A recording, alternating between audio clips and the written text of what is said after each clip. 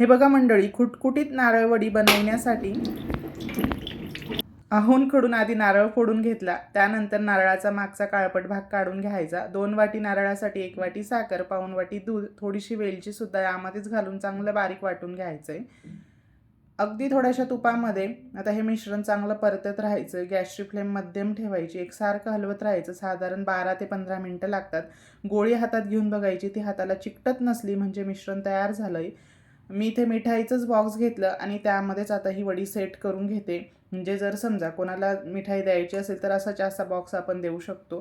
त्यामध्ये butter paper टाकून मिश्रण सेट करून घ्यायचंय। एखाद्या वाटीने किंवा पेल्याने त्याला एकसारखा आकार द्यायचा। थोडंसं कोमट झालं की वड्या पाडून घ्यायच्या। वरून सजावटीसाठी पिस्त्याचे आणि काप घातले आणि केशर घातलंय, जे की पूर्णपणे ऑप्शनल आहे। मस्त कुटकुटीत अशी नारळवडी बनवून तयार झाली। व्हिडिओ आवडल्यास एक लाईक आणि जास्तीत जास्त शेअर करा। धन्यवाद।